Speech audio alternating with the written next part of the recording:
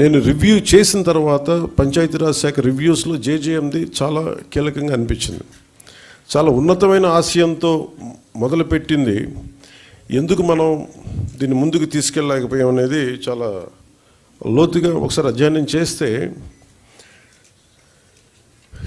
అసలు 2019లో కేరళ మన కేంద్ర ప్రభుత్వం దీనిని ప్రతి రాష్ట్రాలకి మీకు ఎంతెంత అవసరాలు ఉన్నాయని, మీ నీటి అవసరాలకి ఈ సగటు పర్ క్యాపిటల్ కన్సంప్షన్ ఎంత ఉంటుంది, దానికి ఎంత కావాలి మీకు డబ్బులను అడిగితే, ఉత్తరప్రదేశ్ 1.5 లక్షన్నర కోట్లు అడిగింది, మధ్యప్రదేశ్ 83,000 కోట్లు అడిగింది, గుజరాత్ 32,000 కోట్లు అడిగింది, కేరళ 45,000 కోట్లు అడిగింది.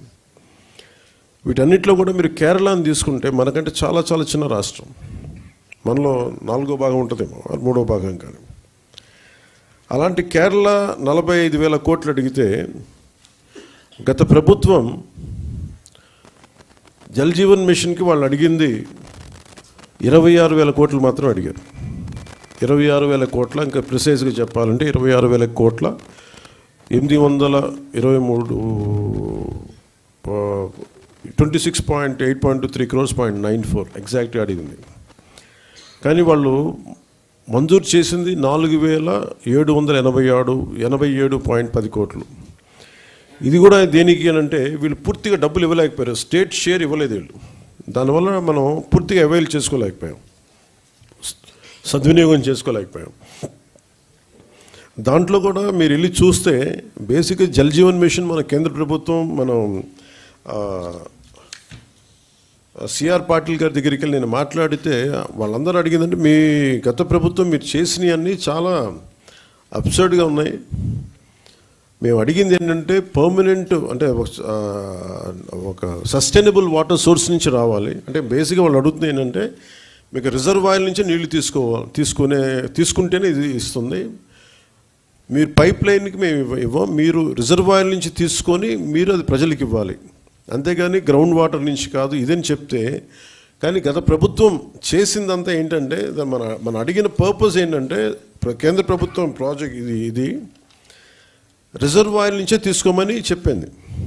కానీ గత ప్రభుత్వం ఈ 4,000 కోట్లకు కూడా, ఎందుకంటే మనం కొత్త ప్రభుత్వం వచ్చాక దాదాపు 700 కోట్లు మనం తీసుకున్నాం, మనం చేసిన మనం తీసుకున్నది.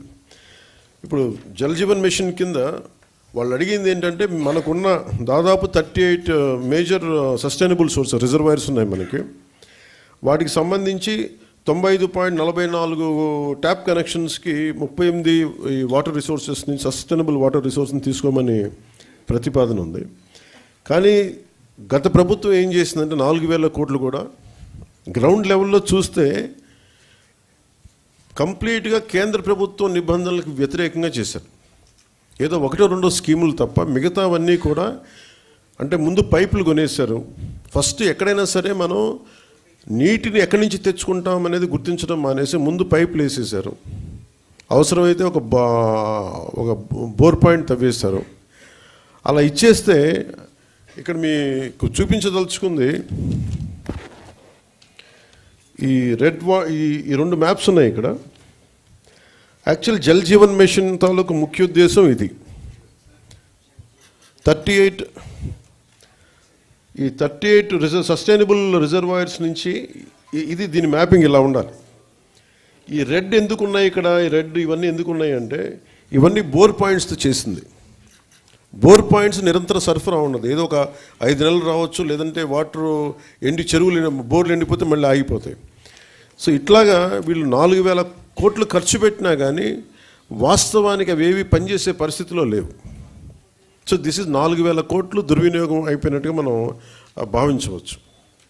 సో అందుకని మళ్ళీ తిరిగి కొత్త ప్రభుత్వం వచ్చాక గౌరవ ముఖ్యమంత్రి శ్రీ నారా చంద్రబాబు గారి ఆధ్వర్యంలో, ఆయన నాయకత్వంలో ఆయన మాకు చెప్పిన ప్రమాణాలు కానీ ఆదేశాలు కానీ, మేము ఈ సస్టైనబుల్ వాటర్ సోర్స్ని ఎంత బలోపేతంగా ముందుకు తీసుకెళ్ళాలి, అలాగే ఎలాగ దీన్ని ఈ కన్జర్వేషన్ ఒక దీన్ని భాగం చేయాలి దీంట్లో, వీటన్నిటిలో మేము ముందుకెళ్తాం. మొన్న నేను సిఆర్ పాటిల్ గారి దగ్గరికి కూడా నేను వెళ్ళినప్పుడు కేరళ 45,000 కోట్లు అడిగింది.